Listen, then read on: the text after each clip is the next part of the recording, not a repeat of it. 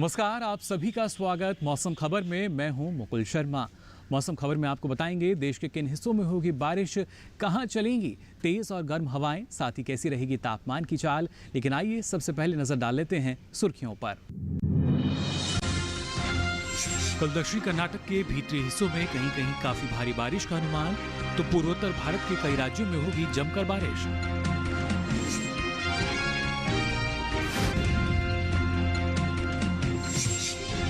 शुक्रवार को विदर्भ में कहीं कहीं गर्म हवाएं चलने का अनुमान, तो तेलंगाना में भी कहीं कहीं चल सकती हैं गर्म हवाएं।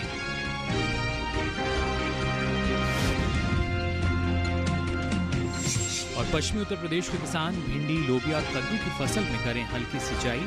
हरियाणा में धान की बुआई का काम रखें जारी। बुलेटिन की शुरुआत करते हैं मौसम की खास खबरों से, यानी क्या कुछ खास रहेगा मौसम में अगले 2 दिन, आइए जानते हैं। कल दक्षिण कर्नाटक के भीतरी हिस्सों में कहीं कहीं काफी भारी बारिश का अनुमान जताया गया है। शुक्रवार को गांगे पश्चिम बंगाल में भी इक्का दुक्का जगहों पर भारी बारिश की संभावना है।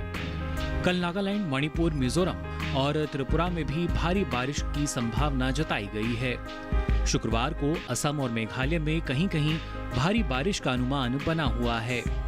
2 दिन केरल में इक्का दुक्का जगहों पर भारी बारिश की संभावना है। शुक्रवार को तमिलनाडु और पुडुचेरी में कहीं कहीं भारी बारिश के आसार बने हुए हैं।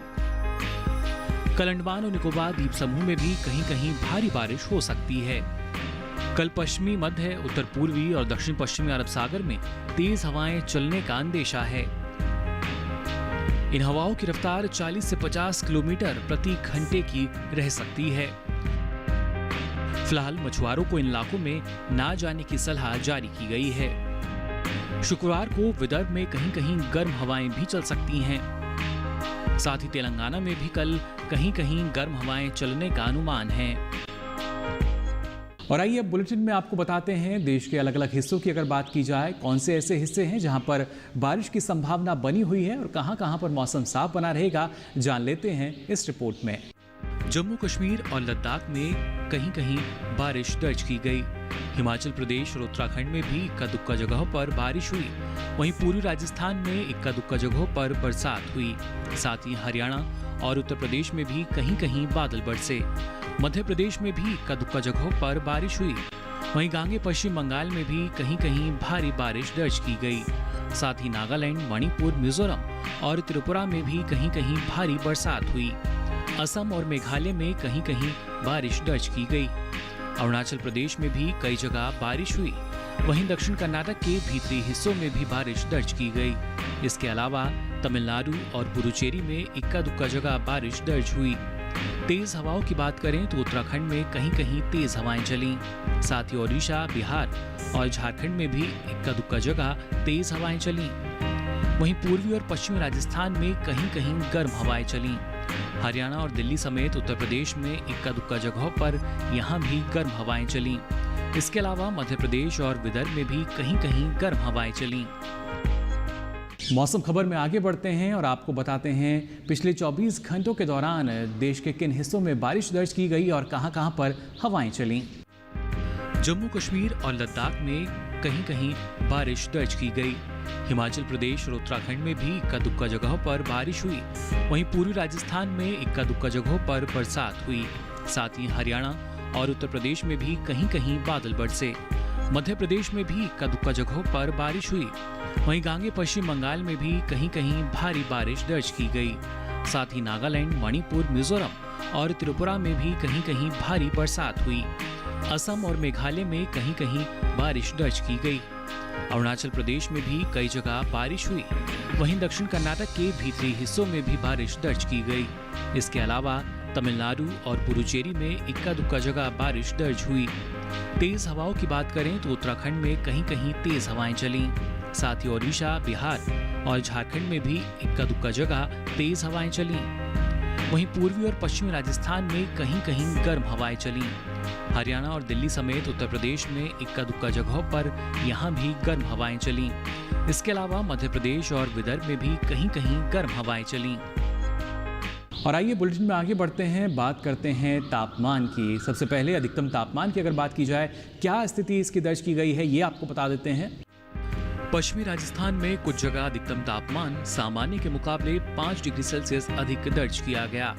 साथ ही हरियाणा और दिल्ली में भी कहीं कहीं अधिकतम तापमान सामान्य के मुकाबले 5 डिग्री सेल्सियस अधिक रहा। वहीं पंजाब के ज्यादातर हिस्सों में अधिकतम तापमान सामान्य के मुकाबले 3 से 5 डिग्री सेल्सियस अधिक दर्ज किया गया। इसके अलावा जम्मू कश्मीर और लद्दाख में कुछ जगह अधिकतम तापमान सामान्य के मुकाबले 3 से 5 डिग्री सेल्सियस ज्यादा रहा, जबकि असम और मेघालय में कई जगह अधिकतम तापमान सामान्य के मुकाबले 5 डिग्री सेल्सियस कम रहा। साथ ही बिहार में कई जगह अधिकतम तापमान सामान्य के मुकाबले 5 डिग्री सेल्सियस कम दर्ज किया गया। देश के मैदानी इलाकों में सबसे अधिक तापमान पश्चिमी राजस्थान के चूरू में दर्ज किया गया। यहाँ अधिकतम तापमान रहा 49.6 डिग्री सेल्सियस। वहीं न्यूनतम तापमान की बात करें तो पश्चिमी राजस्थान में कुछ जगह न्यूनतम तापमान सामान्य की तुलना में 5 डिग्री सेल्सियस अधिक दर्ज किया गया। वहीं पूर्वी राजस्थान में कई जगह न्यूनतम तापमान सामान्य की तुलना में 3 से 5 डिग्री सेल्सियस अधिक रहा। जम्मू कश्मीर और लद्दाख में इक्का दुक्का जगहों पर न्यूनतम तापमान सामान्य की तुलना में 3 से 5 डिग्री सेल्सियस अधिक दर्ज किया गया। वहीं छत्तीसगढ़ में कई जगह न्यूनतम तापमान सामान्य की तुलना में 1.5 से 3 डिग्री सेल्सियस ज्यादा रहा, जबकि गांगे पश्चिम बंगाल में कहीं कहीं न्यूनतम तापमान सामान्य के मुकाबले 5 डिग्री सेल्सियस कम दर्ज हुआ। इस बीच देश में सबसे कम तापमान बिहार के डेहरी में दर्ज किया गया। यहाँ न्यूनतम तापमान रहा 20.5 डिग्री सेल्सियस। इसी के साथ ही मौसम खबर में वक्त हो चला एक छोटे से ब्रेक का। आप देखते रहिए दूरदर्शन किसान।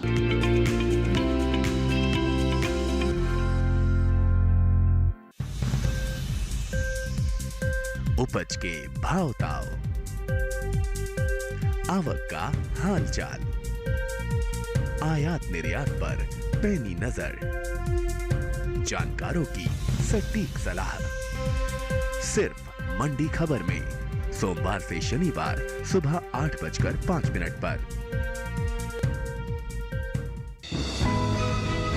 ये कामयाबी है अन्नदाता की, ये कहानी है खेत और खलिहानों की। कैसे करें अपने पशुओं की देखभाल, जानिए गांव-गांव के किसानों का हाल। देखिए गांव किसान सोमवार से शुक्रवार दोपहर 12:05 पर।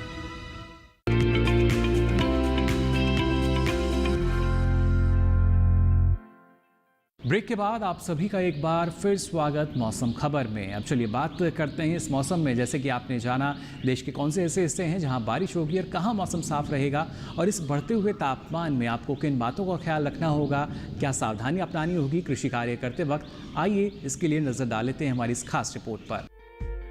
मौसम को ध्यान में रखते हुए पूर्वी उत्तर प्रदेश के किसान ग्रीष्मकालीन मूंग और बीन की बुआई करें। साथ ही यहाँ के किसान मक्का और बाजरे की बुआई जारी रखें।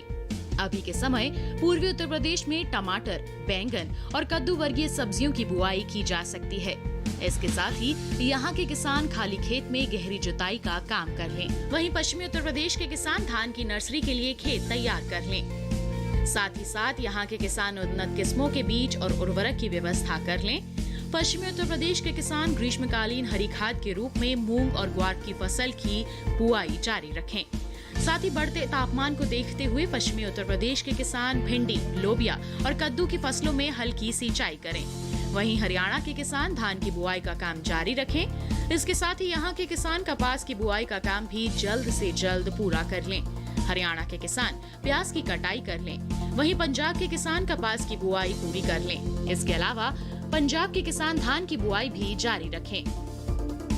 बुलेटिन में आगे बढ़ते हैं। अब बात करते हैं इस मौसम में आपके पास क्या विकल्प हैं। जी हाँ, अगर आज की फसल की बात की जाए, क्या विकल्प आपके पास है? ऐसी कौन सी फसल जिसकी खेती अगर आप अभी करेंगे, उचित समय में करेंगे तो बेहतर लाभ ले पाएंगे?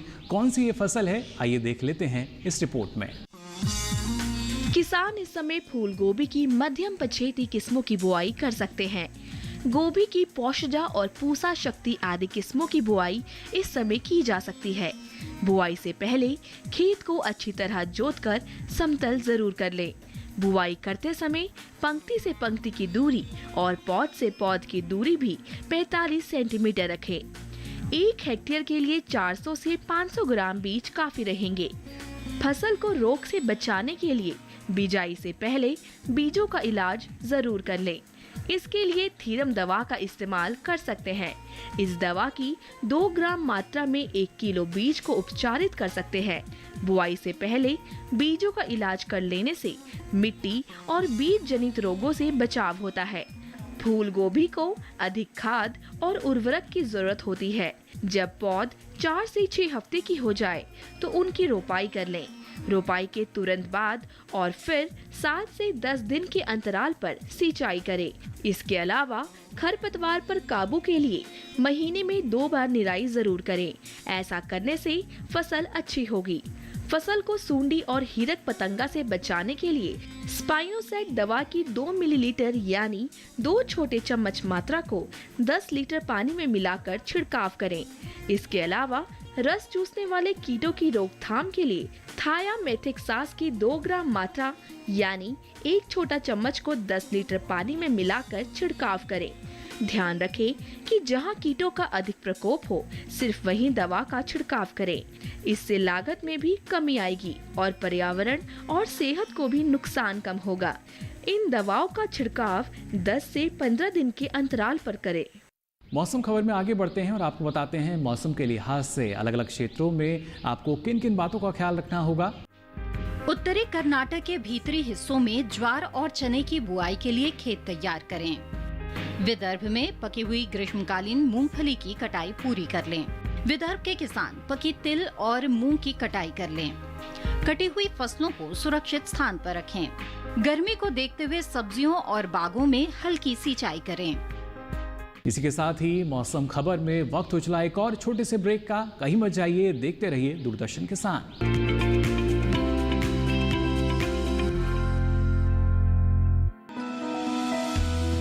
जानकारी जो किसानों के लिए हो लाभकारी, समस्याओं पर पड़ेगा समाधान भारी, कृषि की हर बात का ख्याल,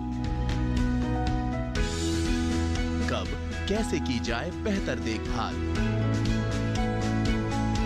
जानिए विशेषज्ञों के साथ, देखिए खेत खलिहान, सोमवार से शुक्रवार सुबह 7 बजे डीडी किसान पर।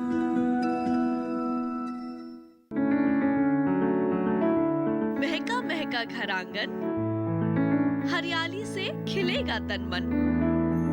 छत पर छोटी सी बगिया, जरूरत भी पूरी, शौक भी पूरा।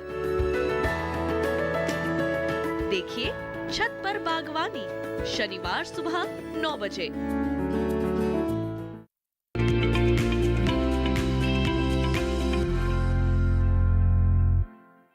ब्रेक के बाद आप सभी का एक बार फिर स्वागत मौसम खबर में। अब चलिए आगे बढ़ते हैं और आपको बताते हैं मौसम के लिहाज से और किन किन बातों का ख्याल आपको रखना होगा, किस तरह की सावधानी अलग अलग क्षेत्रों में आपको अपनानी होगी। महाराष्ट्र के किसान खरीफ फसल के लिए खेतों की जुताई करें। मध्य महाराष्ट्र में भिंडी की कटाई कर लें। यहाँ के किसान बीन और कद्दू वर्गीय सब्जियों की कटाई करें। मध्य महाराष्ट्र के किसान पकी हुई ग्रीष्मकालीन मूंगफली की कटाई करें। मराठवाड़ा में पकी हुई ग्रीष्मकालीन मूंगफली की कटाई जारी रखें। यहाँ के किसान कटी हुई फसलों को सुरक्षित स्थान पर रखें। तो जानिए आपने ये खास बातें। अब चलिए बात करते हैं जिस तरीके से लॉकडाउन की स्थिति अभी बनी हुई है कोरोना वायरस के संकट के चलते, ऐसे में भी कई ऐसी महत्वपूर्ण बातें हैं जिनका ख्याल हमें रखना होगा, क्योंकि सरकार अपने स्तर पर प्रयास कर रही है। राज्य सरकारों की अगर बात की जाए, वहाँ भी भरसक प्रयास किए जा रहे हैं जिससे इस महामारी का खतरा कम से कम हो और हमारे किसान जो हैं उनको किसी भी समस्या का सामना ना करना पड़े। मछली पालन को नए आयाम देने के लिए केंद्र सरकार ने नीली क्रांति को आर्थिक क्रांति में बदलने पर जोर दिया है। इसके तहत उत्पादन और निर्यात को बढ़ावा दिया जाएगा। इसके साथ ही ऐसा पहली बार होगा जब मछली पकड़ने वाले जहाजों के लिए बीमा कवरेज को भी लाया जा रहा है। हाल ही में सरकार ने मछली पालन को और सुगम बनाने के लिए संपदा योजना की शुरुआत भी की है। आंकड़े बताते हैं कि 2010 से 2014 तक मछली पालन क्षेत्र की विकास दर 4 से 5% के बीच थी, लेकिन ये अब दुगनी हो गई है और इस क्षेत्र में 10.8% वार्षिक दर से विकास हो रहा है। भारत दुनिया का दूसरा सबसे बड़ा मछली निर्यातक है। ऐसे में इस क्षेत्र को और संवारने की जरूरत है।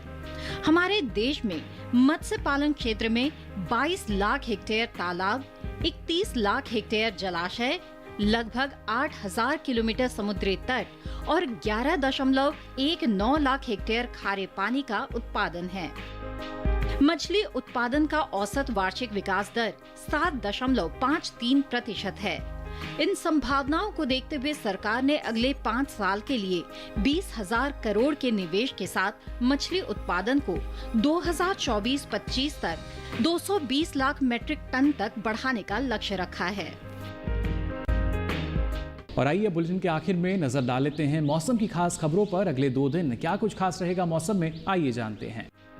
कल दक्षिण कर्नाटक के भीतरी हिस्सों में कहीं कहीं काफी भारी बारिश का अनुमान जताया गया है। शुक्रवार को गांगे पश्चिम बंगाल में भी इक्का दुक्का जगहों पर भारी बारिश की संभावना है। कल नागालैंड, मणिपुर, मिजोरम और त्रिपुरा में भी भारी बारिश की संभावना जताई गई है। शुक्रवार को असम और मेघालय में कहीं कहीं भारी बारिश का अनुमान बना हुआ है। 2 दिन केरल में इक्का दुक्का जगहों पर भारी बारिश की संभावना है। शुक्रवार को तमिलनाडु और पुडुचेरी में कहीं कहीं भारी बारिश के आसार बने हुए हैं। कल अंडमान और निकोबार द्वीप समूह में भी कहीं कहीं भारी बारिश हो सकती है। कल पश्चिमी, मध्य, उत्तर पूर्वी और दक्षिण पश्चिमी अरब सागर में तेज हवाएं चलने का अंदेशा है। इन हवाओं की रफ्तार 40 से 50 किलोमीटर प्रति घंटे की रह सकती है। फिलहाल मछुआरों को इन इलाकों में ना जाने की सलाह जारी की गई है। शुक्रवार को विदर्भ में कहीं कहीं गर्म हवाएं भी चल सकती हैं। साथ ही तेलंगाना में भी कल कहीं कहीं गर्म हवाएं चलने का अनुमान है। तो फिलहाल के लिए इस बुलेटिन में बस इतना ही। मौसम की ताजा जानकारी और कृषि सलाह के साथ फिर होंगे हाजिर। तब तक के लिए दीजिए इजाजत। नमस्कार।